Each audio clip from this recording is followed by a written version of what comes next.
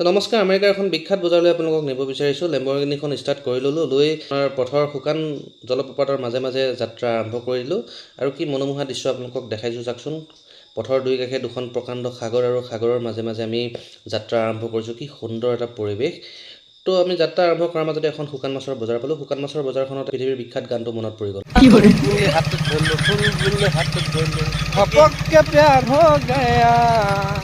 তো কাষৰ ফিল্ডখনতে দেখা পালোঁ, চাওকচোন কি ধুনীয়াকৈ প্ৰেক্টিছ কৰি আছে অলিম্পিকৰ। তাৰপিছত লগ পালোঁ চাউথৰ এজন বিখ্যাত এক্টৰ, তেওঁৰ লগত দুই চাৰি কথা পাতিলোঁ। কথা পাতি তেওঁক বিদায় দি এটা পোহনীয়া হৰিণা লগ পালোঁ। হৰিণাটোক বিদায় দি চাউথৰ ষ্টাইলত সোমাই গ'লোঁ এখন চেলুনত, চুলি আৰু দাড়ি কাটিম বুলি। তো চেলুনত সোমালোঁ, কিন্তু চেলুনখন পূৰা ভিৰ আছিলে। 3.5 ঘণ্টা সময় লাগিব বুলি কোৱাত বেলেগ এখন চেলুনত সোমাই গ'লোঁ, যিজনে মোবাইল চাই সময় কটাই আছিলে। তো তাতে ভাবিলোঁ চুলিখিনি কাটি লওঁ।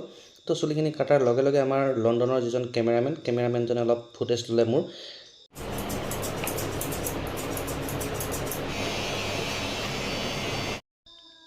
তো ফাইনেলি চুলি দাড়ি কাটি হৈ গ'ল। ভাবিছোঁ আপোনালোকক আমেৰিকাৰ কিছু শাক পাচলিৰ বজাৰ দেখাওঁ। শাক পাচলিৰ বজাৰত সোমাই অলপ মূলাকে আদি কৰি বিভিন্ন ধৰণৰ বস্তু ল'লোঁ। লগতে মাৰ বাবে কেইটামান তামোল আৰু পাণ ল'লোঁ। সেইটো মেইন হয়, নহ'লে ঘৰৰ পৰা বাহিৰত উলিয়াই দিব।